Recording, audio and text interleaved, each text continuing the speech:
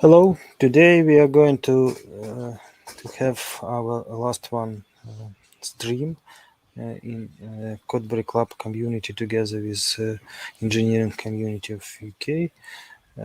So today we are going to talk about test-driven development, and our speaker today, Alexander Barmin. So, Alexander, please go on. Hello, Andrei. Thank you very much for organizing this fantastic set of events. I'm really happy to be here. I'm really happy to contribute to the Codeberry Club. And my dear participants, I'm really happy you joined my session today. Yes, as Andrei mentioned, today we are going to talk about test-driven development and, well, mostly we will talk about Spring Boot. Well, I hope I can see your comments at least somewhere. If not, do not hesitate to put your comments, questions onto the chat, and Davis will help me and share them with me. Let's start. Let's start bit by bit. And before we start, as ordinary, I'd like to tell a few words about myself. My name is Alexander Barmin, and I'm Chief Software Engineer Level 1 at CPAM United Kingdom. Up to this moment, I've been to software development for more than 10 years. I have a couple of degrees. I have a few certificates from cloud vendors. And if you'd like to follow me on Twitter and follow me on GitHub. Let's do not waste time. Today we have a quite long session. It will take 2 hours. Please let me know if you need a break somewhere in the middle. We will do that. And in order not to waste time, let's dive deeper into the test-driven development. Well, I suppose test-driven development is not a new topic. And every time we speak about tests, we say that, well, tests are important. They make our software better. They allow us to rewrite and write cleaner code and save some efforts and so on. And actually, that's true. Maintenance costs are reduced by using test-driven development. The problem is that it's really hard to start writing tests, and it's really hard to catch that vibe when you're confident in changes you're doing, because every line of code is tested. Well, by the way, what do you ordinarily see when you start learning TDD? Well, you ordinarily see something like this. You have a fantastic class like my class with a super stupid method like sum, and here you're writing a fantastic and by its simplicity and uselessness test. Like the test you can see on the right hand side, you're fantastically checking that summarization is working as expected, right? Now your function is tested, it is stable, and it works as expected every time. Well, of course, now you can say, right after my slide 4, you can say that you're familiar with test-driven development, and if you're asked on the interview, what do you know about it? You may say, I'm expert in it, because you're already familiar with the procedure. Nevertheless, it is not too simple to use TDD in real life. The problem is it's hard to move from this simple study example to a real-life application of TDD. Real-life applications are much more complicated. This is something like real-life application. As you may see, it is in the middle, and on what we have on the left-hand side is dependencies. Well, our ordinary application requires many third parties like message queues, databases, file storages, and also on the right-hand side we can have third-party dependencies. Like if we have an application which requires some authentication, we can have OAuth service and so on. And the problem is, in order to start writing tests for such kind of application, you need to establish all this infrastructure, and more likely you have to do it on your own. You need to install all the software on your computer, and well, in order to run one single application, which is here in the middle, you may need to install all these third parties. That's why, well, you may say, I have tested everything on my computer, it works. And that's why there is no reason for me to write these tests. Well, Or maybe you can say you have a bit different example. For example, you need to use database in your application, and before running tests, you need to add some data into the database and execute some storage procedures. Well, of course, it's much easier to do it once, and it's much easier to do it manually on your own. But will you be able to do it regularly? For example, you change 20 lines of code, and again, you'd like to load data into your database and run some tests manually. Well, you may say it's not, it can be, it's not a real life example, because our applications nowadays are small microservices, and it's really easy to check if every of them works locally. But what about testing all of them in conjunction? For example, you have a big set of microservices and you'd like to test that service A can talk to service B, B talks to C, and so on. It's challenging, I assume. As many manual steps you need to undertake in order to run tests, then less likely you will finally do it. Well, there is another interesting delusion when we speak about test-driven development. And it is that we have to write tests for the code we haven't written yet, right? Right. Think about it. How can you test the code you have not written yet? Of course, you can't. And that's why it's important to change your mind at least a little and think about tests not as tests which check your code, but about your specifications, like real specification in code of your code. It's a very simple example, by the way. It's really easy to change the mind here. Instead of saying, given a record exists in a database and when endpoint is accessed, then the record is returned. Have you ever heard it? I think so, given then is a quite common way of writing tests and quite common way of writing specification. But we can change it and ask different questions against our code. What should happen if the endpoint is accessed? Do you see the difference? I think yes, because in first case, when we're writing just given then, we're just saying, well, something should happen. But in a opposite case, when we're saying, what will happen when we're asking a good question, what will happen when endpoint is accessed, we're asking a different question. Well, by the way, this is actually a good way and a way we think we need to write the code. What should happen if a particular endpoint is accessed, and what should happen if the record is not in database, and so on. So this way of thinking allows us to change our mind from writing tests to writing specifications.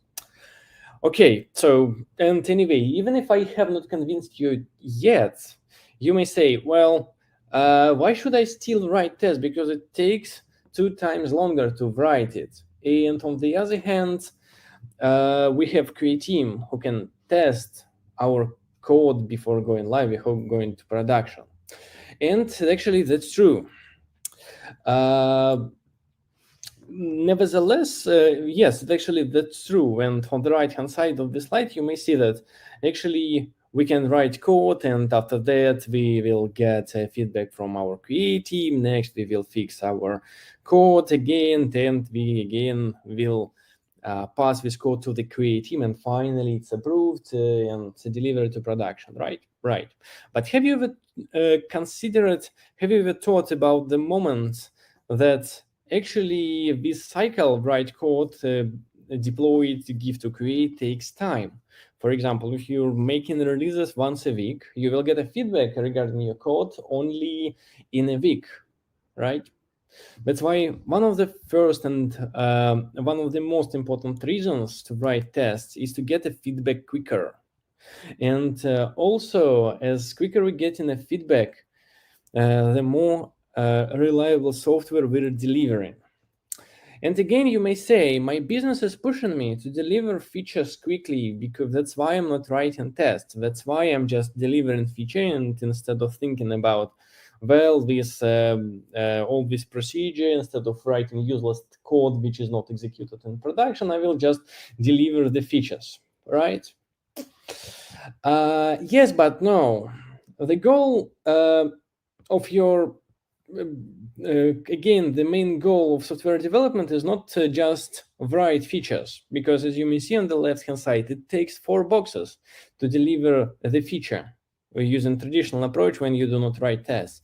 But what if you write tests, for example, on like right column on the right-hand side, when you write code and spend some time on writing a few more lines of code, for example, test code. And here you may get a quicker feedback, and that's why actually by delivering the feature using test-driven approach, you're delivering it quicker. As you may see on the right-hand side, your line is 1 box shorter. So you may still have to consider writing your code and writing your tests first. Another important reason to write tests is that it allows you to think about your architecture, because, if you have a big piece of software, if you have a big, let's say, application, you have to split into the pieces in order to test it regularly, right? And that's why you have to think about responsibilities and dependencies. You have to use a version of control, which makes the code cleaner and more readable and stable. Even if you have tests, you can safely refactor the code. Our code is not always perfect. Sometimes we have legacy code, and we can have a code which is written in rush. Of course, you may be said, come on, you're professional. Please write code correctly from the very first time, right? I think you can, for example, type a plus into the chat if you've ever been asked to write the correct code from the very first time. But at the same time, you may know that it is not always possible. For example, requirements may change. You may change your mind. For example, you may face a situation when one feature contradicts with another feature. That's why you have to resolve conflicts and so on. And tests allows you to refactor your code without having a fear. I have even heard a quite good sentence regarding tests and refactoring without tests. Maybe we have to cut this phrase off at a later point from the recording, but let me say it. Refactoring without test is just rolling shit around. Because without tests, you cannot safely refactor your code. And the main outcome of tests is that they create a good basement, which allows you to deliver code with constant speed. Let's move on and talk a little about the main point, why it is necessary and why it is important to write tests first. Of course, if you have a build pipeline which checks if your code is covered with tests, you may face a situation when your pipeline is not green until you write some tests and until you reach certain amount of certain code coverage. Please put 25 into the chat if you have ever faced situation like this. And of course, you may say that, well, I do not have such kind of procedure in my pipeline. Nevertheless, I have a point in definition of done, which says test should be written as must, and my PR will not be accepted without tests. That's why you have to write your code first, and next, only after that, you should write write your tests. But the main point is that how will you prove that your tests are working correctly? Maybe in this case, you have to comment a piece of code. You need to break your code in order to make sure that your tests are still working. And that's why maybe I would say that, why should you do that? Why are you doing that? Maybe it's better to write tests first instead of breaking your code. And again, tests are quite good decomposition and architecture tools. That's why by developing we can develop big piece of software only by splitting it into the bits. Like we can eat an elephant only by slicing it in pieces. And tests are gracefully helping us here. Well, as for me, test-driven development is not only about red-green refactoring cycle. It's more about way of thinking, because it's a great tool which allows you to split big tasks into small subtasks. It allows to structure your code and your component, and it gracefully helps you to establish boundaries in your components. And of course, it makes refactoring much easier. I need also to say a few words regarding acceptance tests. Because if you have ever heard about acceptance tests, you may say that, well, these tests are originally written by QA team, these tests are executed on the later stage, they are originally written using BDD and Gherkin, they are slow, expensive, and test my application as a black box. Again, acceptance tests are very useful, but they test our software only at the end of the development. And the problem is long feedback. Nevertheless, acceptance tests are very important, and there is one rule of thumb which allows you to check whether acceptance tests are useful. It's very simple. If it's possible to use acceptance tests as smoke tests at the very end, acceptance tests are useful. And what else I want to say is a few words about code coverage or test coverage. Well, is it important to have 100 or 95% or 80% or 50% of code covered by tests? Is it good to have 100% of code coverage, or 85% is enough? I don't know. But the main rule of thumb is reliability of tests. If you see that your tests are green, can you rely on them? For example, if your pipeline says that everything is green, will you go to production? If yes, it means that your code coverage is sufficient. If no, I think you're wasting time on writing tests. Before moving forward, by the way, do we have any questions in the chat? Is there anybody there? Not yet, but we are ready to answer. Feel free to write some questions. I have one question regarding tests. How to check that I write the test in right way?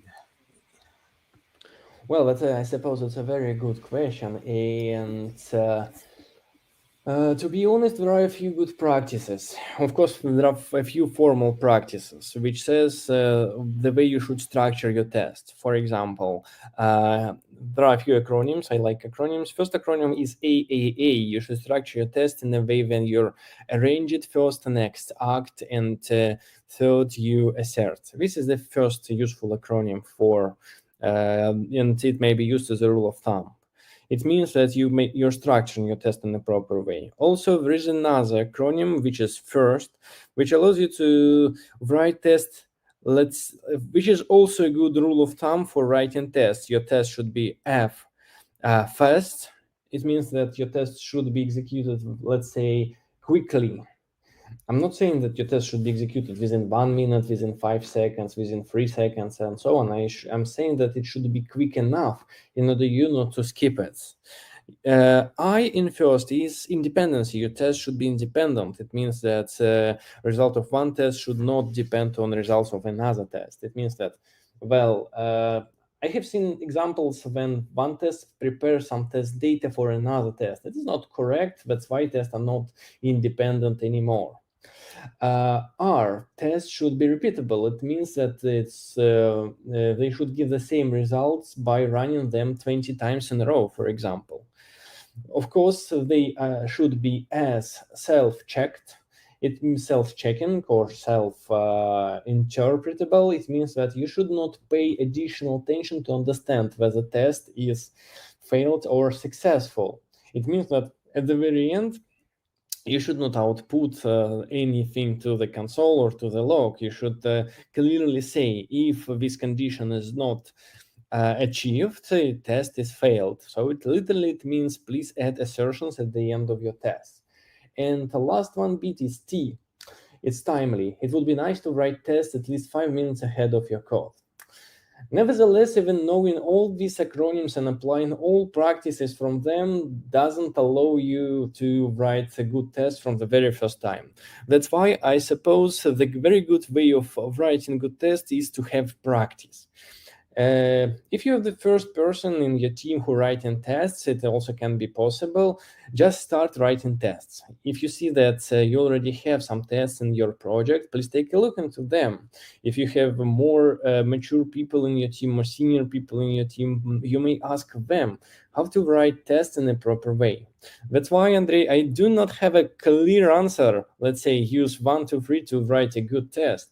It's always debatable what to consider as a good test. And nevertheless, as I said, there are a few good practices how to do that. AAA and first. Hope I answered your question. Yes, thank you. And I have one more question. If I have a really big legacy project without tests, should I start with covering existing logic, implemented logic, or should I write new logic with test?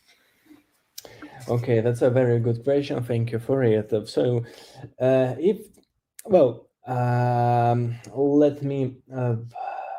So the first of all, answer is no. You shouldn't write test for your existing legacy code, but as ordinary, yes, but you as soon as you write new code in your application, you write in test for your new code, of course. But nevertheless, if you're changing something in your existing legacy code, don't forget to write tests for it. So it means that you're establishing a boundary.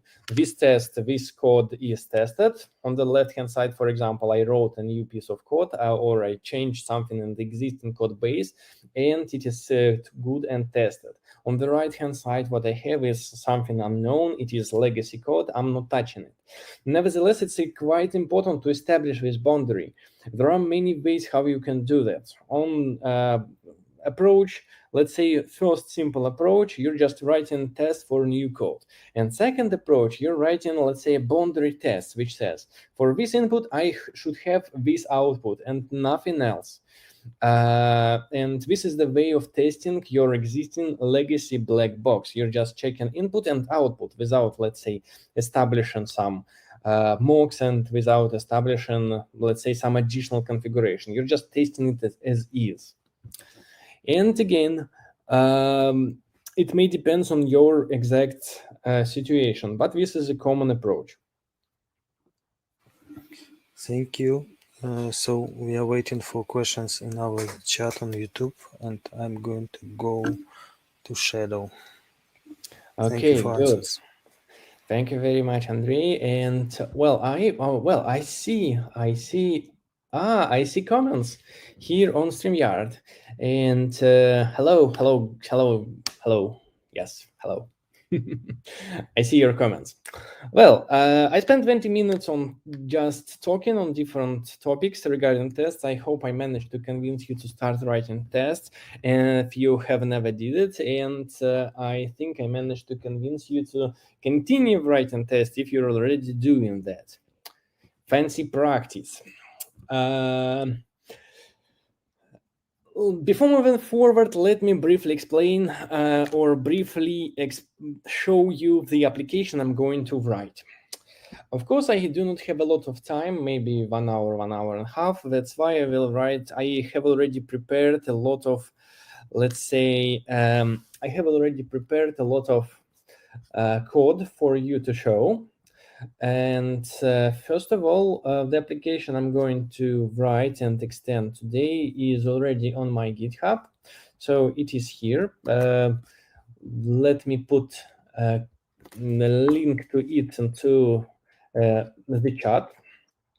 So Andrei, please help me and put in this link somewhere on YouTube. Maybe someone would like to do it together with me. Or even if not, it's absolutely fine.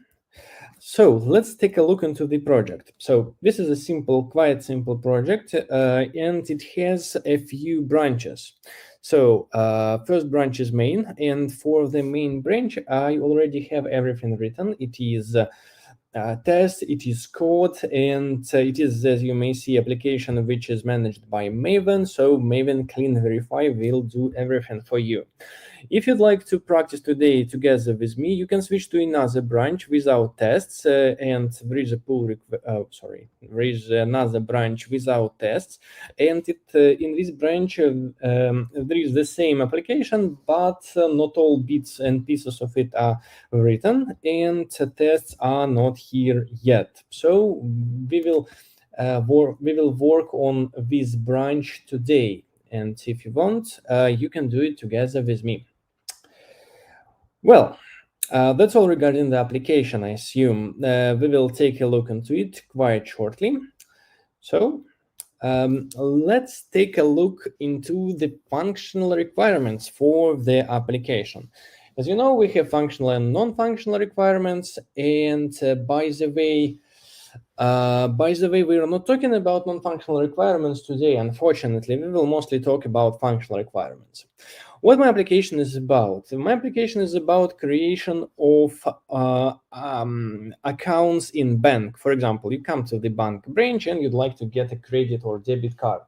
And at that moment, what you need to do, you need to apply as an applicant.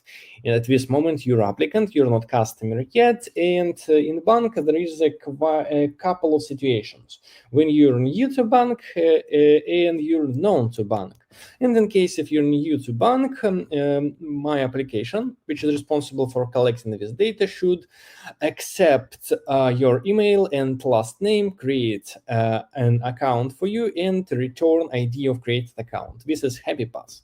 In case of unhappy pass, if, for example, your email is known to bank and you're trying to provide it again, you should get a 409 error response.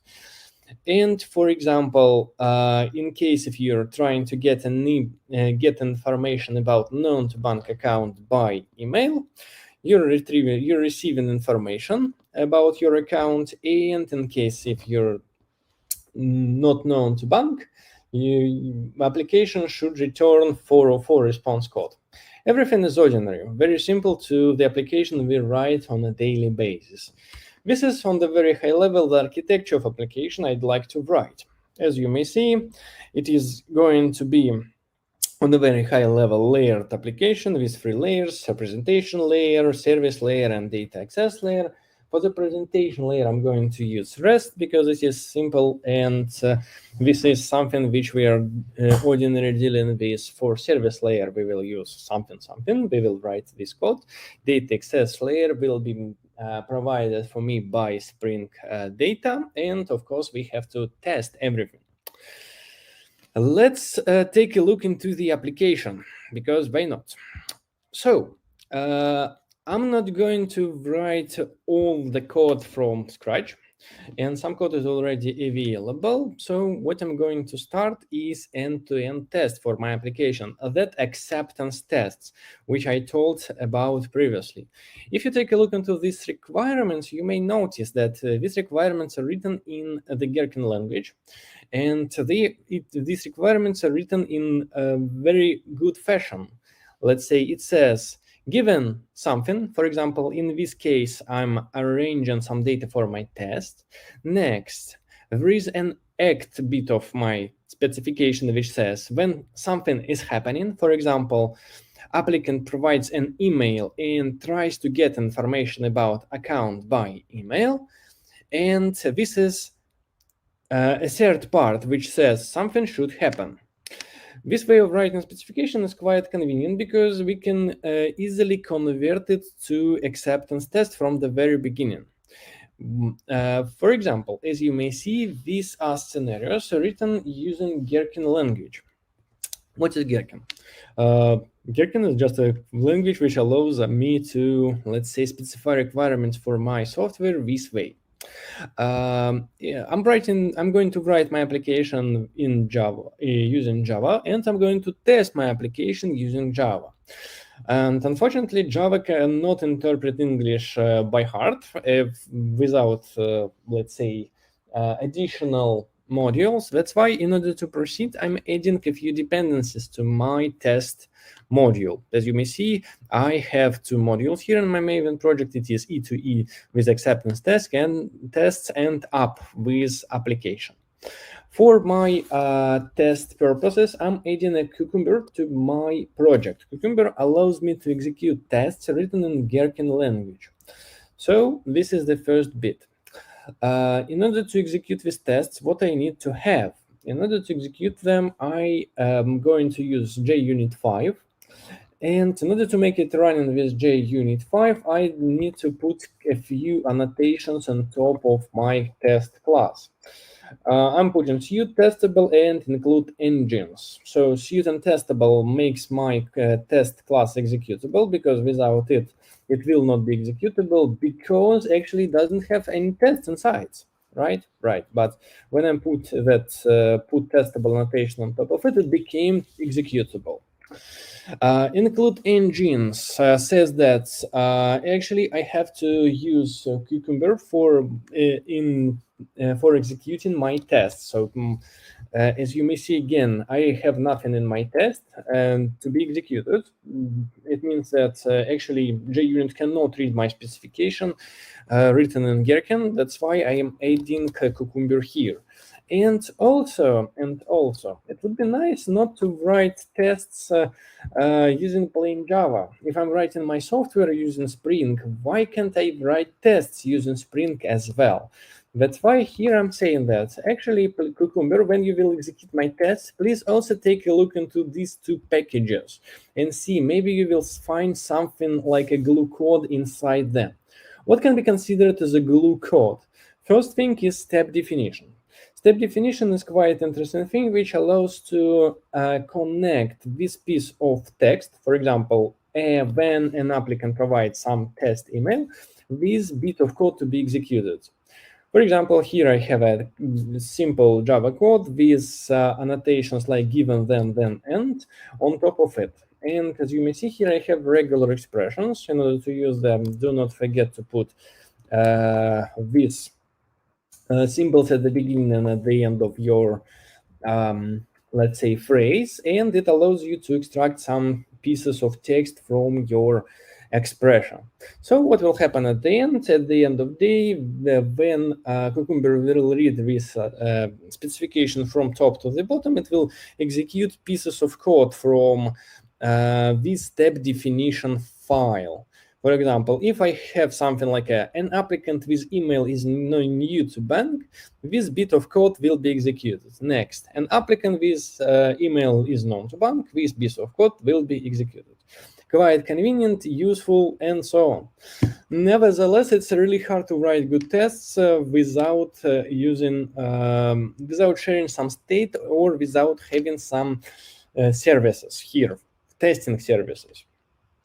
And here we can, of course, use Spring. And in order to use Spring, we can, and Spring brings us a quite interesting benefit. It allows us to inject components, our test components, into our Cucumber tests.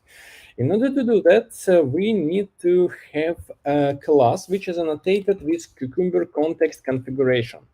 This Cucumber context configuration actually is quite simple class, which allows, says that, well, inside this class, I'm putting something which allows me to configure test context for my test application. Unfortunately, on top of this class, I cannot put another annotation configuration. That's why here I'm creating inside my Cucumber context configuration class, I'm creating another internal class, and here I'm providing well-known Spring annotations like configuration and component scan, which allows me to have a service inside. And service here for my testing purposes is actually let's say it is a wrapper around REST template which communicates, which talks to my real application. Well, let's run the test. What I have at the moment? At the moment, I have only my specifications, and I do not have application. As you may see, all of my tests failed, right? If I scroll down, I will see that, oh my God, it is not working because my application is not running. because actually, yes, my application is not running. It is expected to be started on port 8080. And if I go to my app project, what I will have here, I will have just a few classes. It is, first of all, my workshop application, which is an ordinary Spring Boot application, and a data model. In order to write code for data model, I created it from, I copied it from real project. I copied it from real project and I will use it. Even if I run my application, my tests will not pass. The true reason is that, unfortunately, not all the features of my application are implemented yet. And this is what we're going to do today. So, as you may see, something is working, and at least one test passes, but this test checks 404. Let's start writing code and let's start writing tests. Let's get back to the specification, to the first one, and let's start thinking. By the way, if you have any questions, do not hesitate to put them into the chat, and I'm happy to answer all your questions. Let's write. So what I want to do, what I want to write today, I'm going to start with the happy pass, and what I can see here. I need to create an applicant, and when the applicant is successfully created, application should return ID of a created record. Well, if I again get back to my slides and see, for example, and take a look into the architecture of my application, I may notice that on top of everything, I have a presentation layer, which is expected to be a REST controller. And this is what I'm going to start with. As ordinary, I'm starting and creating a package. Let's call it controller. And let's call this controller applicant controller. And in order to reinvent the wheel, as ordinary, I will put REST controller annotation on top of it. And what else I'm going to put is request mapping annotation, applicants. I suppose this is enough. This is enough to start writing my test. What can I do to test my controller? Well, on the one hand, what I can do is to create the controller manually. For example, something like this: applicant controller, new applicant controller. It is not a Spring way of doing that.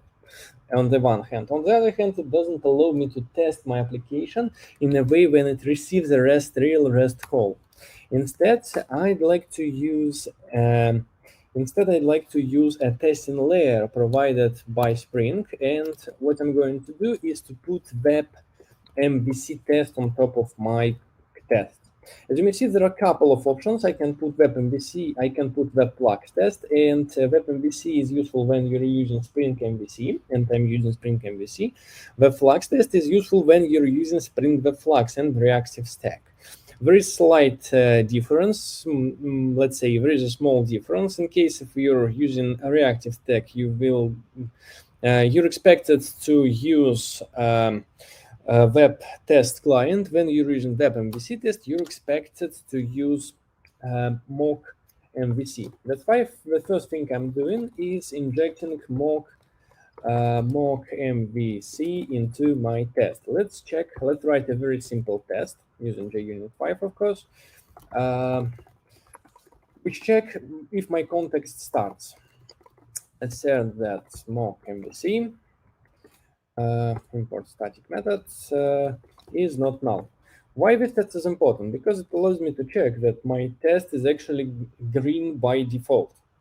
And next I will start extending it.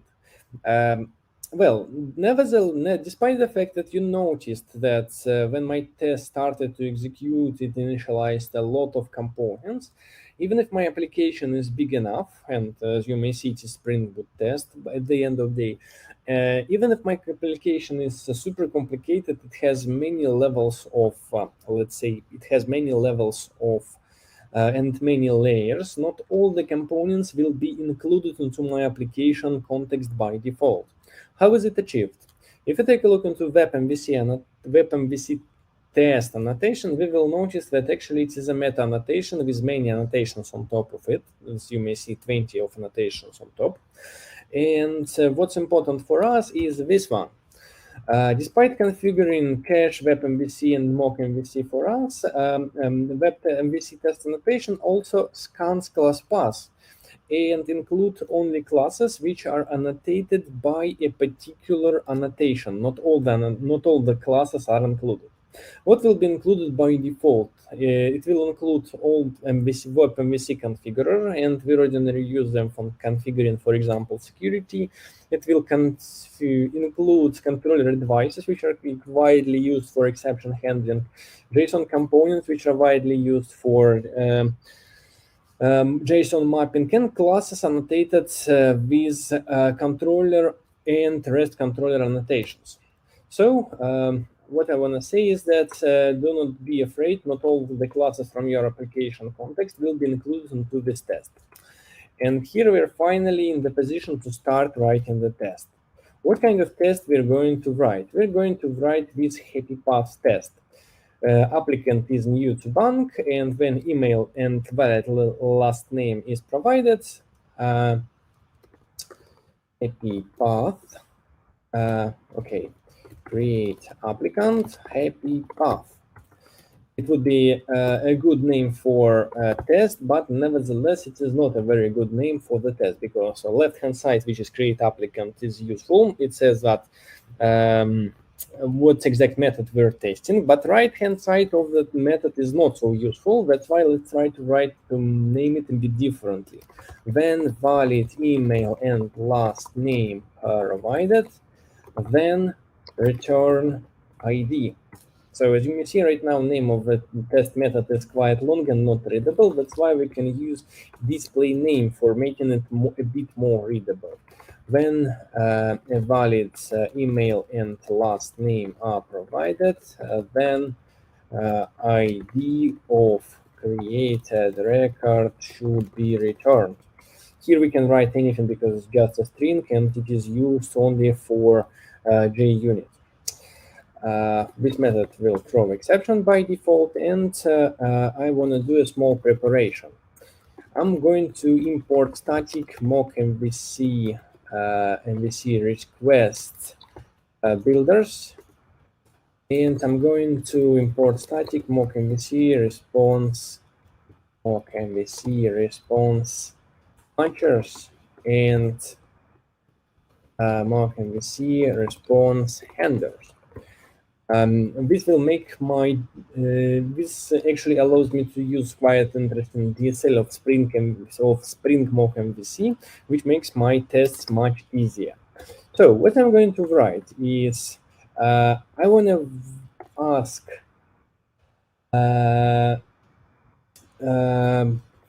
I see your question. I will answer it.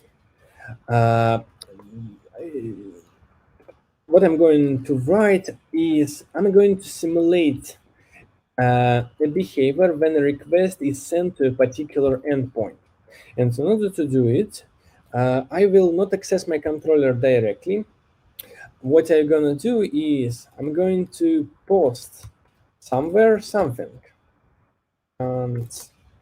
And here I'm going to expect something. So this bit allows me to configure the request to be sent. So I'm sending it with content type, because I'm going to send a JSON, media type application JSON. And of course, there should be some content in my body. I will write it a little later. And what I'm going to expect is I'm going to expect a status of created. And what else I'm going to expect? I'm going to expect a header with some value. Header string, HTTP headers, location like applicant 123. At least that's for now. And I see the question from Jaggers, I hope I pronounce your name correctly, is about mixing camel case and snake case in tests.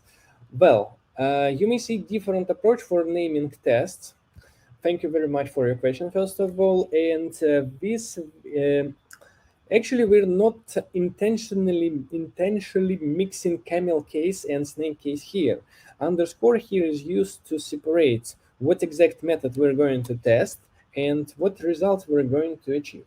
It's not mandatory, it's just a good way of separating, it's just a good way of structuring name of your test method.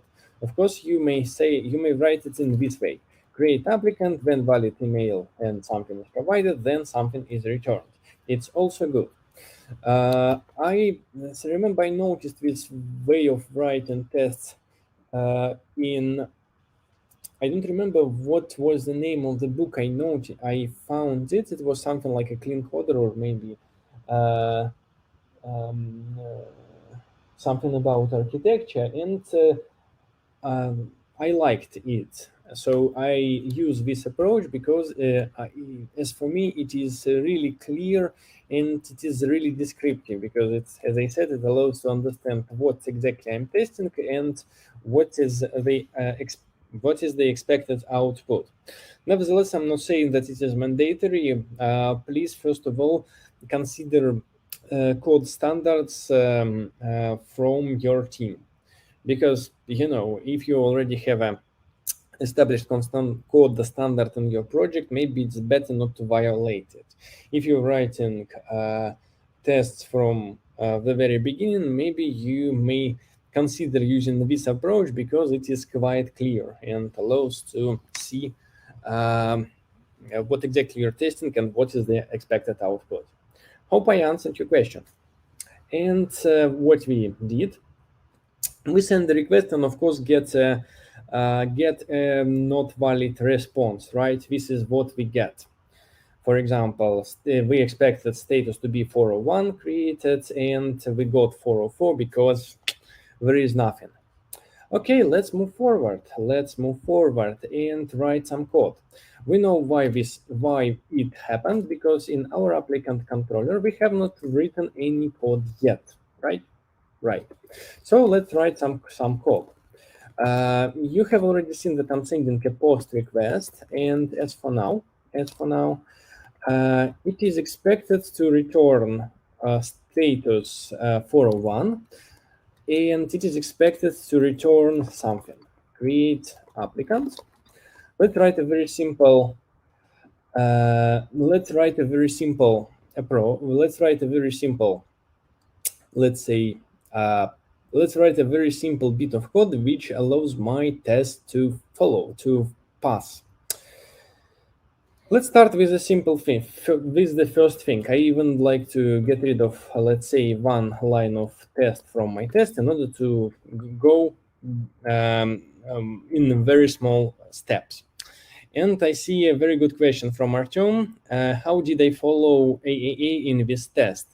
So it's very good. So this bit is a range, because here I'm preparing a request I'm going to send. This bit a mock MVC perform is act, and here at the end is a third bit. So everything is here. Getting back to my code, in order to fix this simple bit, simple test and to make it passing, the one single thing I need to do is to say response status, HTTP status created. So it will work. But why will it work? Just because we have written only very simple and stupid bit of code. Let me return next bit of code, which allows me to return a header here. And unsurprisingly, my test will fail. That's why I need to write some code here as well. For example, here I'm going to return some response entity. Why I'm returning response entity? Because in my response entity, I can add a URI for location header, applicants 1 to 3 builds. So it will not work because I need to say I'm throwing an exception. Throw exception. What went wrong? New URL and new URI, of course. New URI, yeah, it works. So test will pass, and everything seems to be okay, right? Right. Nevertheless, if I get back to my code, what I will notice that actually to my specification, I will notice that actually I have not provided email and I have not provided a valid last name. And I have not yet implemented this bit when my applicant is new to ban. I'm just assuming it, at least for now. And on the other hand, it's not responsibility of service of controller to check whether applicant is new to bank or not. That's why it means that actually I should have another service which will be responsible, another component which will be responsible for checking it. It means that I will have a service in my code. Well, let's move forward and let's add that bit about service into my code. What I'm going to do, I'm going to add it into my test first. But as you may notice, I haven't started writing services yet. What I'm going to do, I'm going to create a package with name service, and I'm going to, let's say, create an applicant service first. Applicant service. I will put a notation service on top of it, and I assume that's enough. I will not use the service in my test directly. Instead of it, I will use mock of my service. I haven't written it yet, but I know how it should work. I'm injecting my applicant service here. And what is the magic annotation mock bin? You know, we have a fantastic mocking framework, which is Mockita, and we can use it in Spring tests as well. What does it mean here? It says that Spring, when you will initialize a Spring application context, please, instead of a real bin of type applicant service, please create a bin which is actually a Mockita, which is actually bin extended by Mockita, which is a component extended by Mockita. So instead of having a real applicant service in application context for my test, I will have another bin which is created using mocking framework. So what I'm going to test, and how should I write a test which will fail for my exact situation? As you may see here, I have a happy pass. That's why it looks like my test should work in the following way. I should, at the end of the day, verify that my applicant service was accessed at least once. That's why I'm using Mockita verify and Mockita times, and it should have a method of with name safe. This method with name safe should be accessed at least once, and any applicant, which is my domain class, should be passed to this method. As you may see, again, my test is red, and why it is red? Because I'm adding a level of abstraction onto my code. I'm adding a service, and right now the service has not been written yet. I know what it should do, but I have not implemented it yet. Right? This is my applicant, and instead of writing it right now, I'm using mocking framework.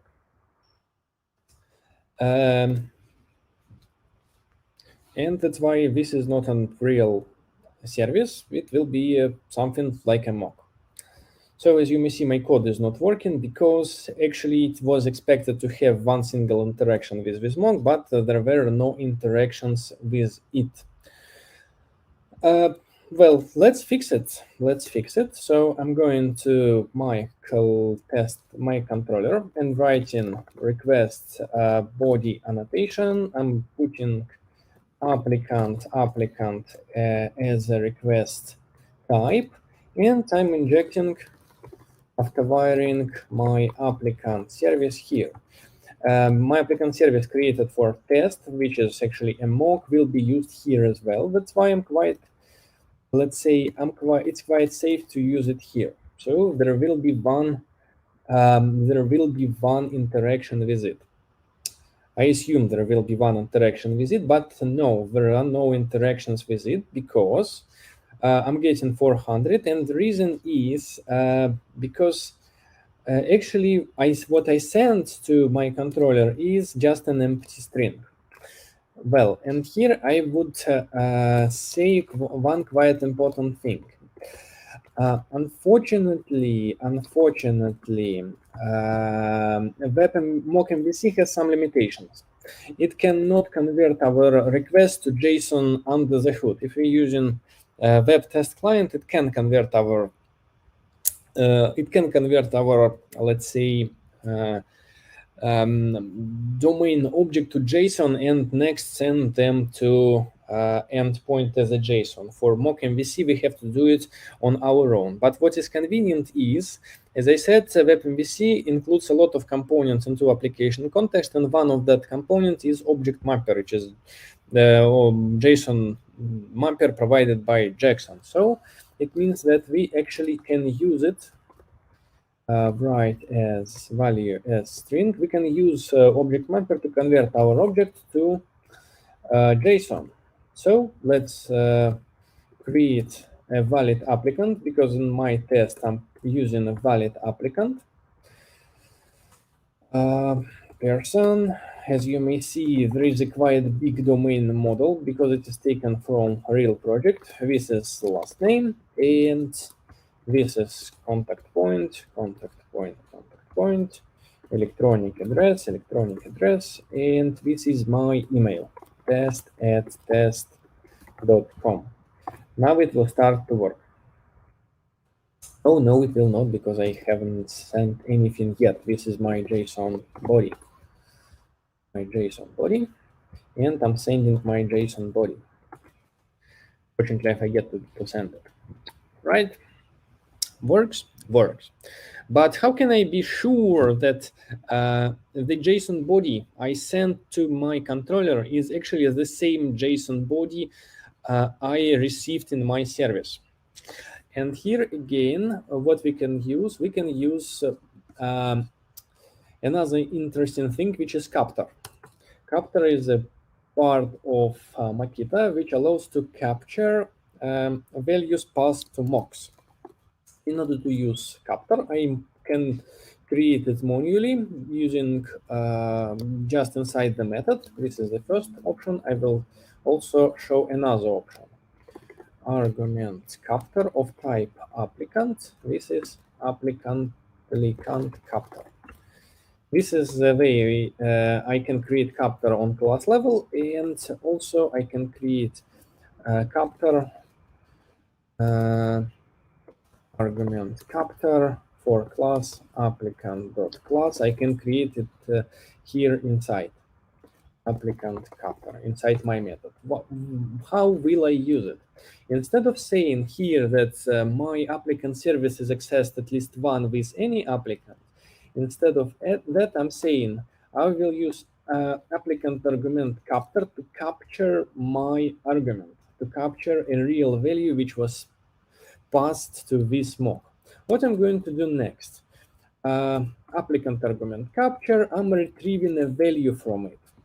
This is captured value. So this is a quite good way when I need to check what exact value was sent to a particular mock. What next I need to do? It would be nice to check that value which I sent here to in my JSON body is actually the same as applicant I received in my service. If you take a look into my applicant, you will see that actually there are many annotations on top of it. The majority of these annotations are provided by Lombok, and nevertheless, this domain model is relatively big. It has a lot of branches. It would be nice to have a good way of checking the object recursively, right? Right. As you may have already noticed, I'm using quite strange way of asserting. And this is a AssertJ library, and this AssertJ library is automatically bring when you use Spring test. And it has many features, by the way, under the hood, because first of all, it allows you to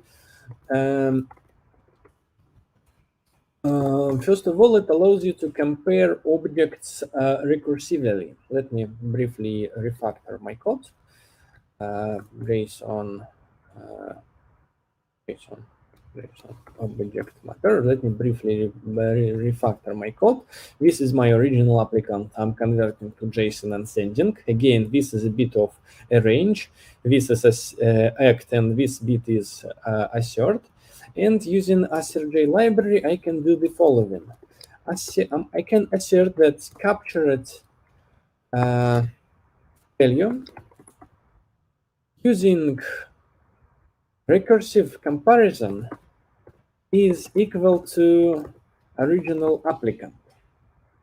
So instead of, let's say, comparing fields like last name, email, and so on, I can say that please, SRJ, please compare my object and go deeper. Right? Right. Well, that's really good. We fixed a lot of code, but nevertheless, I'm quite concerned in this 1, 2, 3, right? Because actually it should be an identifier of my object. And it would be nice this identifier to be generated by something. And ordinarily, this identifier should be generated by our persistent layer, for example, by our database. But I haven't reached the point when I'm writing coding for my database yet. So that's why I have to simulate this behavior when this identifier is generated, right? And in order to do it, what I'm going to do, I'm again gonna use Makita features. And here I will configure my applicant service, save method. My save method should receive a particular argument of a particular, it should receive an original applicant. And when this method save is invoked, instead of standard way of using Makita when we're using then return, I'm gonna show you a bit different way of using it. We can use then answer. As you may see, my code is not, let's say, is not working now because it is expected that when we're using then answer or then return, our method returns something. And in this case, it should return applicant, it should return saved applicant, but for now, I do not want to implement this method. So what it allows me to, when answer allows me to do? When answer allows me to capture argument passed to my mock. Do you see the difference? In this case, we're saying that this configuration of mock will work only in case if we're sending applicant like this to it. But in this case, we're saying that this mock will work when we're for every, this verification will work for every interaction with this mock, and we're capturing the argument. Okay, for simplicity, I will put any here, any applicant.class, but when I'm using then answer, I have access to the parameters which were really passed to that method. For example, what I can do, I can get argument on a position 0, and I know that first argument is type of applicant. Argument. This is my argument, and what I'm going to do with it, I'm going to assign applicant ID. Let it be 10. Right? Right. Or, for example, let it be generated automatically, but doesn't matter. For example, final long applicant ID, which will be 10. This is my applicant ID, and what is expected? It is expected that the same applicant ID will be here. So my test will fail now. And you see why, right? I hope you're still following me. It failed because response header location is not something which is expected. Let's fix it. And the way we are fixing it is this. So it is saved applicant, and here we're reading saved applicant, get applicant ID. Is it working? It should work. Let's check. Oops, something went wrong. As you may see, well, now what happened now is that if we get back to the test, we will see that actually this assertion fails because it tries to compare applicant we received in the save method and applicant we received in the request body. And they are different, obviously, because here we already have in the save method, we already have at the result, we have an ID. That's why we need to exclude this ID from comparison. In order to exclude this field from comparison, we can say ignoring fields, applicant ID. We can ignore multiple fields using, for example, it is comma-separated list by passing multiple parameters. And if we'd like to, for example, make our comparison, recursive comparison, more complicated, we can exclude all the fields, for example, of a particular type. We can exclude, we can ignore all the long fields, for example. And hope you enjoyed the way we're writing code. If you have any questions, do not hesitate to put them into the chat. So what do we have at the end of the day? At the end of the day, we've written a quite simple piece of code, which checks this simple, let's say, this simple scenario. Let's, we have already implemented almost everything. Applicant with email is provided, ID is returned, and valid last name. We haven't tested it yet. What is the valid last name? What can we use in Spring in order to check whether our last name is valid or not? Of course, the best way of validation is obviously the best. Maybe you're using different approach, but as for me, if we have an infrastructure for testing, we should use it. And in Java, we have quite a good thing for testing, which is Java validation. Java validation allows us to test our values against many different things. For example, I can put annotation like not empty on top of, I can put constraints on top of my fields, I can put patterns on top of my fields in order to make sure that all these values are following it. So what's wrong? Pattern, please work. Regex. So let's write the code which will test our validation, and let's use some Spring features which allows us to validate our requests and our even before they reach the controller. Let's write another test. Right? Create applicant should fail if email or last name not provided. Provide an exception, and as you may see here, I have quite interesting test that allows me to check whether one or another, right? It would be nice not to repeat the code of my test 20 times. It would be nice to make my test parameterized. That's why instead of writing simple test, what I'm gonna use parameterized test. And here in the parameterized test, I'm going to receive an applicant, which I'm going to say to my endpoint.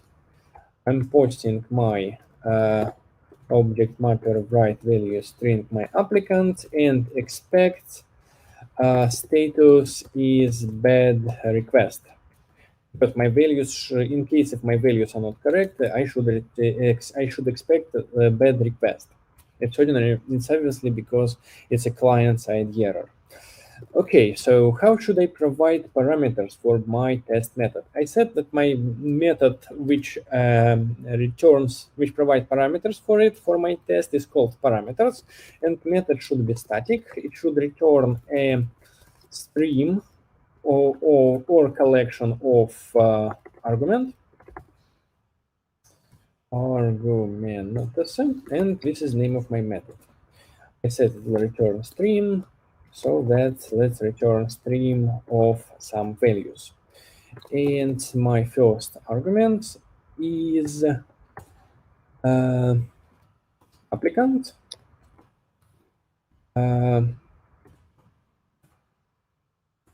Should be built, and this will be applicant without anything. In second, there will be applicant without email, but with last name, person name, and this is last name. For all these cases, my test should fail. But surprisingly, it works. Oh, it isn't working. Why? Should not be part of complete URL because, oh my god, because I was mistaken here. It should be applicants and there should be content. This should be content. Yep. Repeating, go. Okay, it is not working, but a bit different exception. Media type not supported exception because I did not include content type. Content type, media type, application JSON. Let's send it again.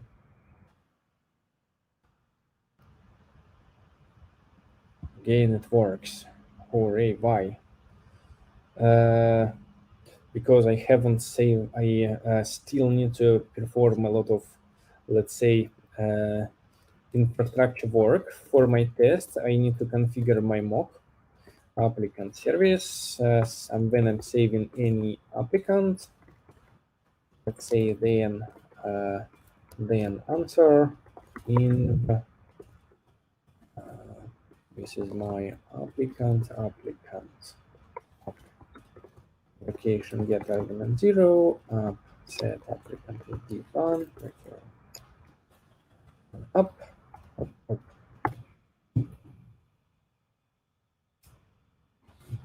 So as you may see, it again still not failing in the way I want. Oh, it is failing with for with status exception because as you may see it has been successfully created but should not. Well, what can I use in Spring in order to perform a validation of data I'm sending here? The easiest way is to put valid annotation. How will it work? In Spring, we have a lot of bin processor, and one of them is method validation post processor. And what it does, it wraps our code with, it wraps our components with proxy, which checks all the arguments with @valid annotation. By default, not by default, but out of the box, it gracefully work on any REST controller. So if in your REST controller you have a, for example, request parameter, you can validate it using Java validation. In case if you'd like to have the same behavior, but for example, for service layer it is not available out of the box, but nevertheless, you can put @validated annotation on top of it. And as a result, bin validation for method parameters will be provided even for your, let's say, even for your service classes as well. I assume that right now we're almost done with this scenario, but I'd like to extend it a little. What I want to do is I'd like to include a body, something into the I want to include something into the body of my response and test the body as well. It is not mandatory to return somebody in the create endpoints. It is expected that our let's say create endpoints will return at least create header. But for my testing purposes and for demonstration purposes, I'd like to include it as well. And for example, if I'd like to test my body, let me switch to the test. I again can use Spring. In Spring MVC, we have a fantastic capability which allows us to check JSON body, JSON path. For example, applicant ID should be equal to applicant ID. Well, import from Humcrest. So what I'm doing here, for example, let me do another JSON path expression in order to show it even better. Person name, last name equal to last name. This is my last name. This is string, right? And this should be string value of applicant ID. Here, these JSON path methods allow me to test a JSON body as well. As you may see, something went wrong, and it was expected to have 10, but value is 10 as string. Okay, so applicant ID has failed. Expected string. Okay, this number. Right. Work. Okay, simple but quite powerful tool for testing of our REST controllers. Expected 10L, but okay. 10. I think at least for our demonstration purposes, that's okay. Okay, it works. So let's move forward, and please do not forget to put comments to the chat. Let me briefly remind what we've written. We've written a simple test for our REST controller. In our REST controller, we performed arrange bit. It is here. Next, we performed act and assert. What else we learned? We learned that we can use mock MVC for testing response statuses. We can use mock MVC for testing headers. We can use mock MVC for testing JSON body in the response. Also, what we learned is that Mockit is actually quite powerful, and besides ordinary mocking, we can use mocking with answers, not only mocking with with some returns. But what else we can do is that we can verify invocations and capture arguments which were, for example, passed to our mocks. And what else we learned is that SRJ is a bit more powerful in some situations. It's quite useful, and it's a bit more powerful than a standard assert library in JUnit. What else we learned? We learned that we can use parameterized test from JUnit, and it's good for testing, let's say, repeatable arguments. For example, we need to perform one test against many things. Well, I see comments from Artyom and Alex that my test method is complex, and you're right, because for my demonstration purposes, I wrote a few. I demonstrated here a lot of things, and you're absolutely right. For the best readability, it would be nice to split it into bits and pieces. That's a very good catch. If it's possible to give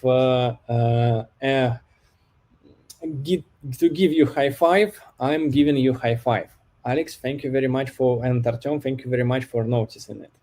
But for my testing purposes, for demonstration purposes, I'm doing it in a way I'm doing it now, because I'm demonstrating different approaches, I'm demonstrating different use cases.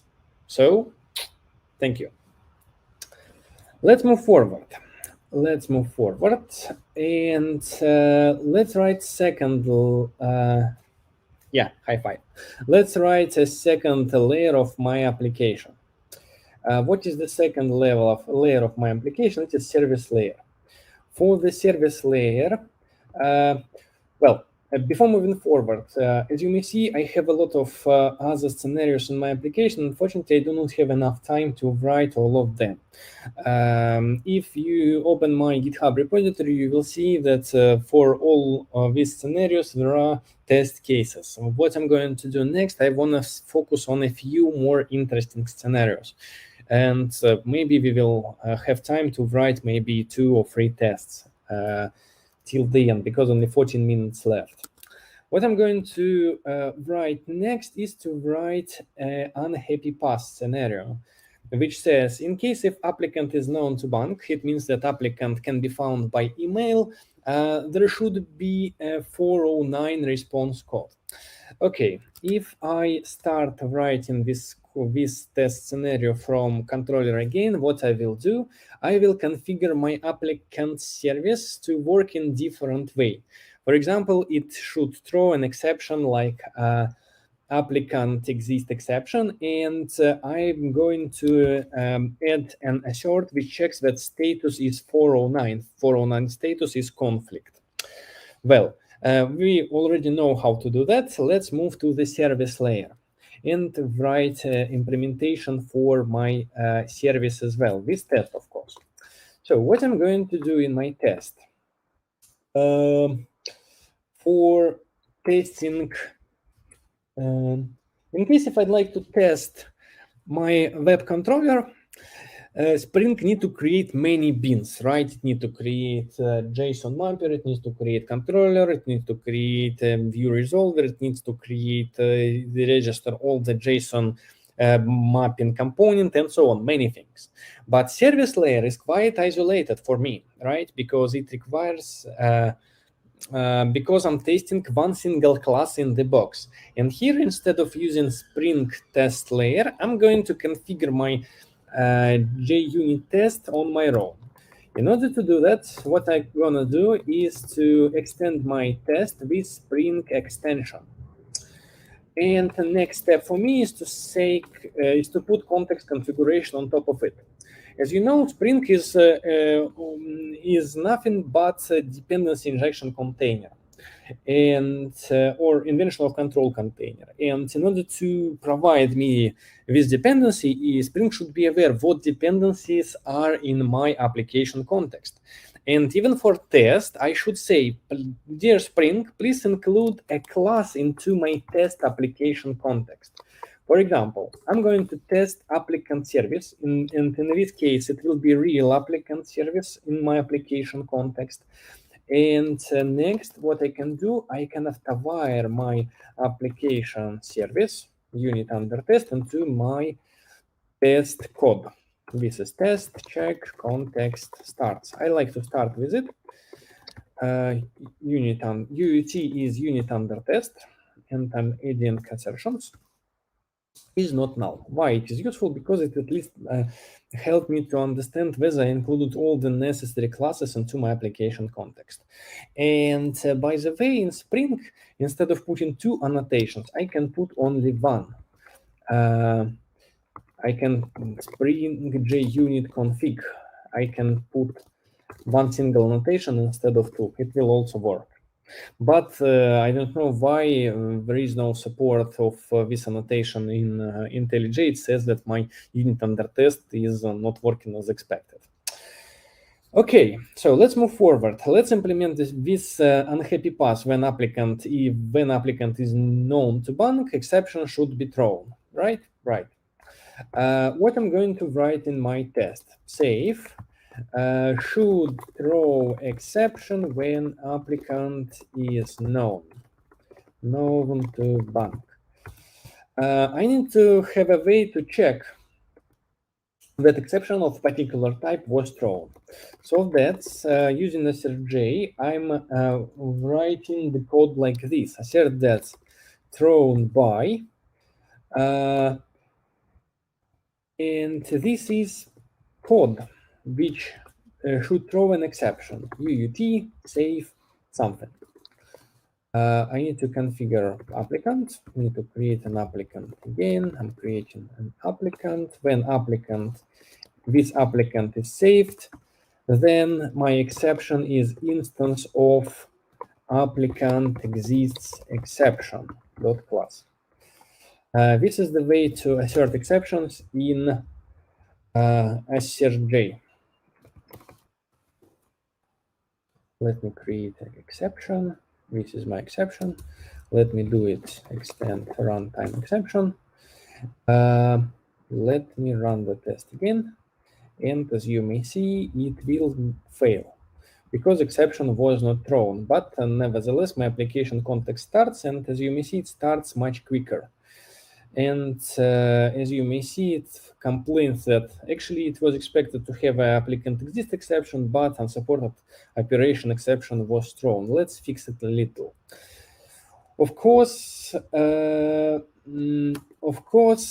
have from getting back to my diagram, it is obvious that service layer will use data access layer. In order not to reinvent the wheel for data access layer, I'm gonna use applicant repository, and it will be this repository for now, but we all know that repositories in Spring are ordinarily something like a JPE repository or CRUD repositories, right? This is applicant and long is primary key. This is my repository. So why are you complaining? What's up? Change extension to implement. Oh, fantastic. It's interface. Yeah, and now I can configure this repository in my test as well. So instead of, I still do not have a real repository in my code, and I'm injecting it as a mock repository for shorting. Here it throws an exception. Work? No, it doesn't work. Why it is not working? Because I need to configure my repository, saying that when my repository, there should be some method in my repository, for example, find by email, and email is only equal to test@test.com, and only in this case you should return optional of some applicants. Builder builds, build. So I've added a few things. So here I'm saying that there should be methods which will return optional of applicant by email, right? And here what I need to do is still need to provide, still need to write a code. What will do? It will go to applicant repository, try to get by email. Let's say I have an optional of applicant. From applicant, I'm going to take applicant get person get person name. From person, I need to take. Not person, of course. Applicant get contact point. From contact point, I need to get electronic address. From electronic address, I need to get an email from, and if not available, should throw an exception. And this is my applicant by email. And if my applicant by email is present, then I need to throw applicant exist exception. And if everything is okay and it does not exist, I'm calling applicant long, right? So I'm getting applicant by email, and it should work. So why it is not working? Because in my applicant here, I have not provided contact point, electronic address and electronic address builder. And there is another trick I want to show to you. So if I put a valid test.com here, my test should finally pass, right? But as you may see, in previous examples, what I used any. For example, any string. Any string is a quite wide matcher, right? If I like to have a more specific configuration of my mock, if I'd like to have a more specific configuration of my mock, I would use something like IC. And IC will work only in case if value is the same. As you may see here, I'm putting test1 instead of just test. That's why this mock is not working anymore. So it allows me to have more specific mocks. If I'm removing, my mock starting to work. Okay, everything seems to be working. And actually, this is everything I wanted to show you in for testing, let's say, service layer. As you may see, it is relatively simple. Again, my test is still following the same approach. Here I'm arranging it, I am acting and asserting. Of course, here we can implement the happy path scenarios as well. We can use DSL, that's a very good suggestion from Artem, but what are our main outcomes of this bit is we can use annotations provided by Spring. It's not bad, not good. We just have these annotations. And what else is that we can use more specific capture matchers for Makita. And what else is that assert that thrown by is quite a good thing. By the way, what we can do here, we can make some assertions not against our code, not only against our code, but also against the exception. Because, well, as you may see here, I'm asserting my exception that this exception is of a particular type, but also it's I can check the message of my exception here. For example, applicant exists, already exists. So it allows me to check my exception that it has a proper message inside. As you may see here, it is not working because I have not added a proper constructor. That's and I have not added a proper message here. Applicant already exists. Yes.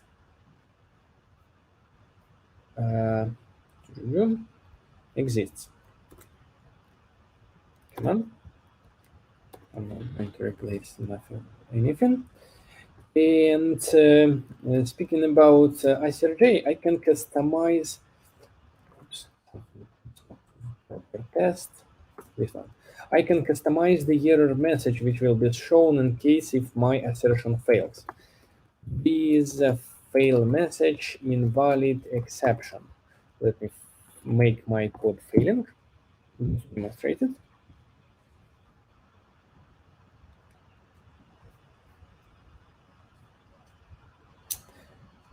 As you may see, I'm customizing the error for my exception, for my assertion. For example, if you have many assertions in one, let's say in one test, it's not always good, but sometimes it happens. Let's be fair, it happens sometimes. And if you'd like to get a clear error message, or you'd like to make it more readable, you can use this fail message. Okay, so our application should work now. We implemented almost everything we wanted except one thing. We already have our service, we have controller, we have repository, and the main question, are we sure that this repository is working as expected? To be honest, I'm not really sure that this repository is working as expected, but well, IntelliJ, of course, helps me and says that looks like I do not have email field in my applicant, but is there any way to test it? Is there any way to, let's say, to check that my methods in my repository is called correctly? And by the way, there is a way to do it. So we can write tests for repositories as well. And here we're gonna use another testing layer from Spring. This testing layer is provided by JPA, data JPA test annotation. And if we take a look into this annotation, we again will see that this is meta annotation. It configures a lot of things for us. But nevertheless, what it allows us to test, it allows us to test our repository. So let me test my repository, inject my repository into the test. This is my repository. And what I'm going to start with, I'm going to start with check context starts on my favorite assertion is not null. Let's run this test.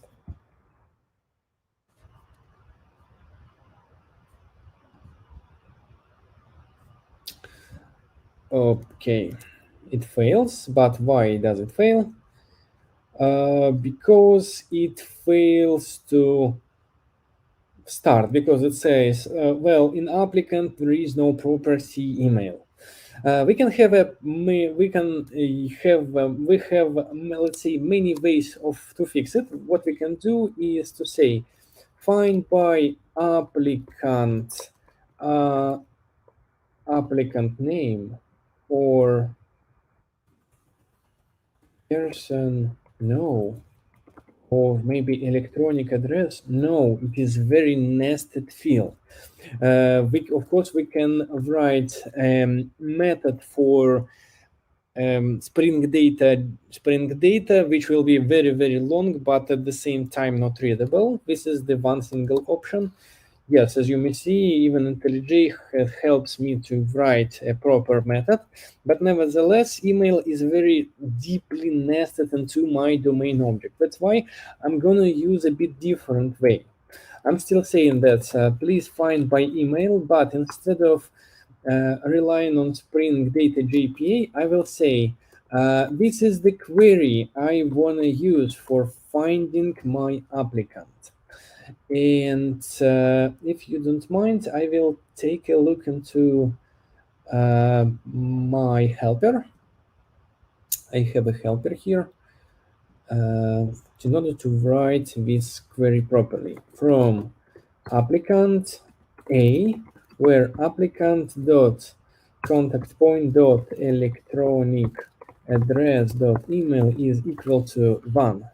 So this is the query, and this is a real and a working query.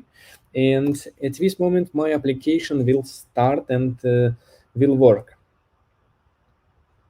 Okay, it starts. At least my context starts. It means that actually Spring Data JP managed to create an instance of this repository, and it managed to create this query. But how can I be sure that this test can be actually executed? This query can be actually executed. And of course, there is a way I can use tests for doing that. But in order to get a record from database, I need to put it into the database, right?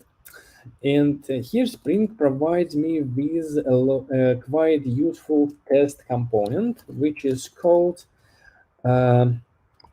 test entity manager. You know, if you're using JPA, under the hood we have entity manager, right? We have persistent unit. If we're using Spring, first of all, the first thing we have, the first abstraction we have entity manager, and inside entity manager we have persistence unit and all that stuff. For testing purposes, we have test entity manager, and the main benefit of test entity manager that actually it allows us to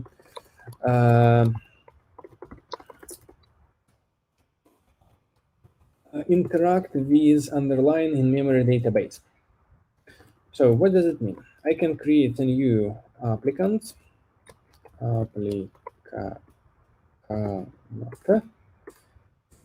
builds.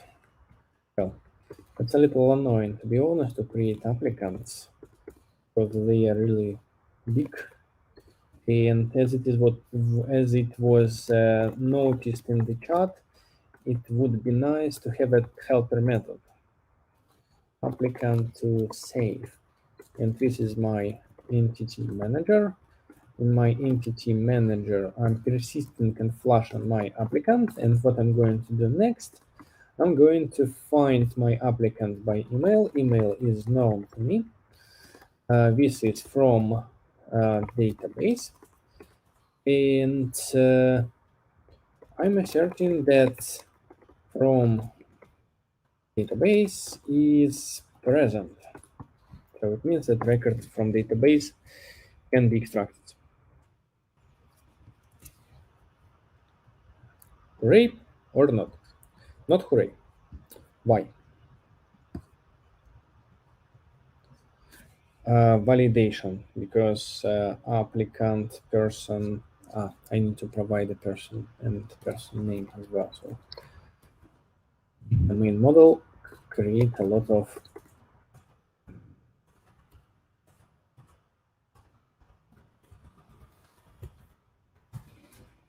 I cannot save. Hooray, it works. What are the main benefits of using this approach? If we're using data JDBC, we're assuming that actually, okay, so you may say that I haven't checked data, I haven't checked other fields, but I can do it using equal to applicant to save, excluding, ignoring field, applicant ID. I haven't checked that record I saved is the same as the record I received. Well, if the main benefit and main drawback of using this approach is that we're using Spring Data JDBC. Spring Data JPA. JPA says that despite the database we're using, our queries should work in the similar way. Nevertheless, in some cases it doesn't work, or we may use some database-specific features. So this approach works very good when we use when this approach works very good when we use simple database like MySQL, for example, or H2, but with big databases like Oracle or Postgres with very specific custom configuration, it may not work. That's why what we can do for this kind of testing, we can use test containers. I don't think we have a lot of time for writing tests for test containers. That requires, I suppose, a separate session. But nevertheless, using Spring Data JPE, we can use test containers as well. The main complexity here is that we need to provide Spring with a connection string to the database started in test container. And let me briefly show one trick which allows us to intercept the process of creation of application context for tests, and the way we can include our own environment variables in the test. What we can do,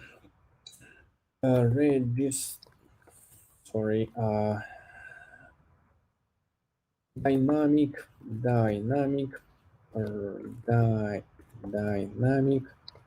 come on, dynamic, we can register a dynamic property source. It will be a static method, public static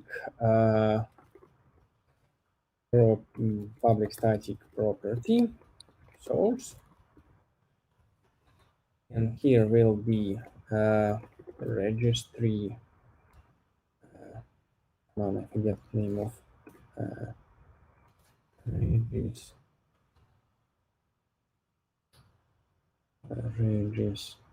dynamic property registry. This is registry, and this registry allows us to register some parameters. For example, Spring data JDB JPA URL, and here will be the URL of database we're starting in test container, because this is actually the main complication of using Spring with test containers. We need to make sure that Spring aware where, for example, our database is started. Dynamic property source allows us to solve this complexity. I'll comment it for now, and well, to be honest, at this moment we have almost all the application written, but we, of course, have not had the chance to write all the bits together. That's why even if I start my application, not all the tests will pass. I'm starting my application, I'm getting back to my E2E tests, I'm running it. Let me start my E2E tests, and you will see that not all of them will pass. Majority of them will fail, but strangely why? To be honest, I do not want to debug it right now why they are not starting. I will just switch to the proper branch, to the branch where all my code is written. So in order to do it, unfortunately, I have to remove all the code I've written right now. Git checkout main, and pull in all my code. And I'm starting my application. And now all the tests will finally pass against my application. But let's check. Okay, all my tests, all my acceptance tests, which were written using Gherkin, are finally passing. Everything works, my application is working, and everybody is happy. But as you may notice, in order to run these tests, I need to do a few manual steps. I need to start my application and I need to run my tests, right? Right. But on the other hand, what we have, by the way, Docker. And Docker allows us to significantly simplify this process. And what I'm going to do right now, I'm going to, well, let me open the terminal. I think it will be much easier to show. Or maybe not terminal. Let me check. So this is my big terminal. CD Linux TDD. Yeah. So I will make it bigger. If I run my Maven script, let's say not Maven script, but my Maven clean verify, what will happen under the hood? Under the hood, Maven will build my application. Next, as soon as application is built, it will start building my E2E tests, right? Right. But how will E2E tests run the application which live in a separate module? The easiest way to do it is to build a Docker image from my application. And by the way, there are many ways of building Docker images, but due to the fact that we're using Spring, we can ask Spring to build a Docker image for us. In order to do that, for my Spring Boot Maven plugin, I need to add an execution with this goal, build image. This build image goal will use build pack to build an image for my Spring Boot application, and this image will be, by the way, quite optimized for running Spring Boot application because, well, what's the point? You know that Docker is actually building images in layers.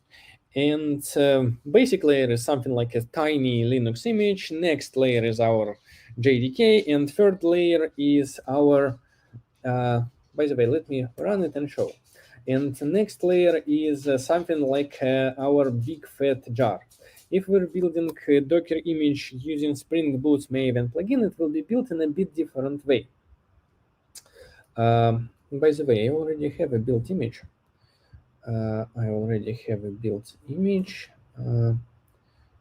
It is here. Let's take a look into the built image, which is built by Spring Boot Maven plugin. Spring Boot Gradle plugin builds the same image. So this is a bit of 9-bit. So think bear with me for a moment.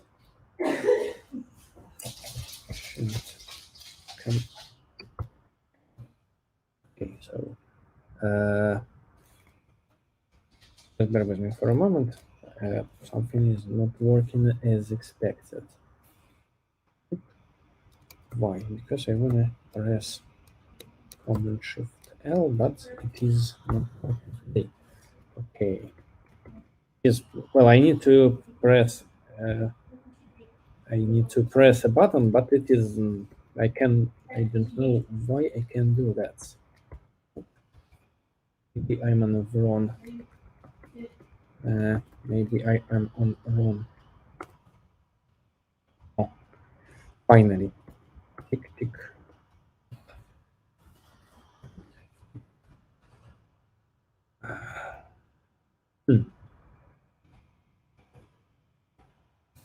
Bear with me for a moment. Something is not definitely good. I still want to show it to you.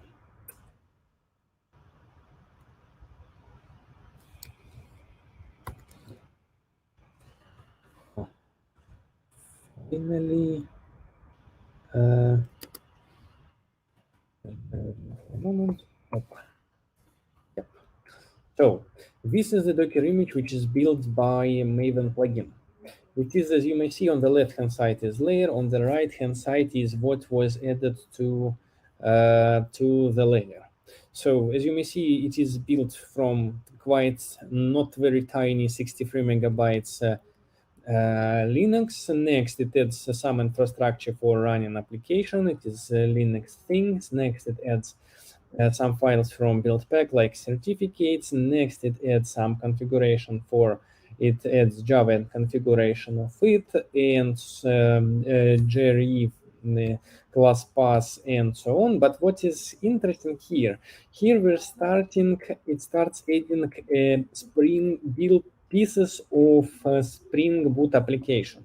So first of all, it adds cloud bindings. It is a set of components, let's say set of configuration for running Spring Cloud. Next, it adds a jar for cloud binding. Next, it adds JSON Swiss configuration. Next, it add, and this is an interesting bit. What is added next? Next, actually, it adds all the dependencies I have in my application. Why and what is next? Next, it adds another set of dependencies. It is Spring Loader, and only after that it adds it adds classes of which were written by me. What's the difference and why it is important? The idea is that we will build our Docker images quicker if we will reuse some layers of our Docker images. And the point is that this set of libraries, for example, provided by Spring, are changed very rarely because we're not so often change our dependencies. But this bit, which is written by us personally, this bit, let's say this 41 kilobyte is it will be changed much more often. That's why it would be nice to put them on top of our Docker image. That's why all these layers will be reused and only this layer will be created. It allows to build our images quicker.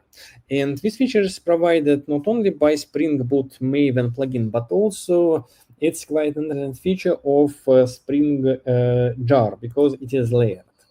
Okay, what I see here, 5 minutes left. My first step in my build pipeline was to build a Docker image, and at the end of the day, my Docker image was built and successfully published to my local Docker registry. It is available. Next step is that before running my end-to-end tests, I need to spin up a Docker container with the image I built on a previous step. What should I do in order to do that? Well, I have already shown you dependencies of the second POM. As you may see, there is nothing interesting. It's just Spring Boot Starter, and I added it just for convenience of writing my tests. But if I take a look into my plugins, you will see that it has a bit tricky configuration. Just because it is Maven. For Gradle, it would be a little simpler, but nevertheless, approach is the same. So, first of all, if you take a look into my test, you will notice that actually it is not a test, it is ended with IT, integration test. And in Maven, we know that integration tests are executed by failsafe plugin. And failsafe plugin actually brings us a few additional phases into our pipeline. It allows us to do to have pre-integration tests and post-integration test phases. And what else I'm doing? I'm going to use Fabricate plugin.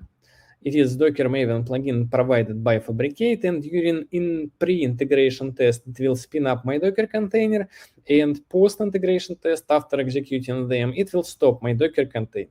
And here I'm saying what is the name of my container, what is the image to be used, port mapping, and some waiters before running my before moving forward, before running my test. Here, as you may see, I'm mapping port 88 from container to port 82 of my computer, and I'm waiting for actuator to say that everything is ready. We'll wait for 30 seconds. Of course, it's possible to use Maven helper plugin to have a random port. And this is actually a way to integrate your end-to-end test into your build pipeline. So let's wrap up. What's left? What's our main outcomes? This is actually the application we've written. And as you will see, our application is a layered application. It has 3 layers. We tested all of them, not simultaneously, but one by one. We've written this is, let's say, a sequence diagram. This sequence diagram might be quite helpful in writing the implementation. This is what we actually written. This is our domain model, which I used, and here in comments, as you may see, validations are declared.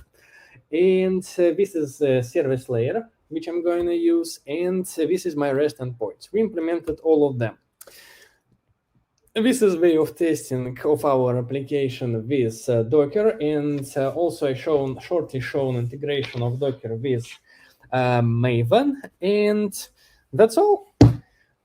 So what we learned today? The tests are actually a very good way of documenting behavior and writing specifications for our application. Next main outcome is that please be familiar with tools you're using. You're using Spring for writing your application. Don't forget to be aware of Spring for testing your application, because Spring is a fantastic framework. It allows not only write, but also test your code. All the examples I've shown today are available on GitHub, so please follow me on GitHub, on Twitter, and like, share. Thank you. Thank you, Alexander. It was a great session, and please don't forget to follow us in Telegram and on YouTube. So I have just one question. Do you have any suggestions when we shouldn't use TDD and shouldn't write tests? Well, it's a very provocatory question, right? I know, but I know the answer, to be honest. For example, in case if you write a tool which you're going to run only once, for example, to calculate, I don't know, to calculate something, and you will get rid of this code right after that, so you may not write test. But if you know that your test will be executed, your code will live longer than 1 day, you should definitely write tests. I think it's a, let's say, a trade-off. If you're running your code only once and next you're getting rid of it, well, you may not write tests. If you're writing your code and it will be maintained, it will be used in production, it's better having tests. Thank you. Thank you for the session. I think that's it for today. Thank you, everyone who was who were on the session. See you next time. Thank you very much. It was really pleasant for me to be here. Andrei and Cucumber Club, thank you very much for having me today. I wish you all good luck. Bye. Bye.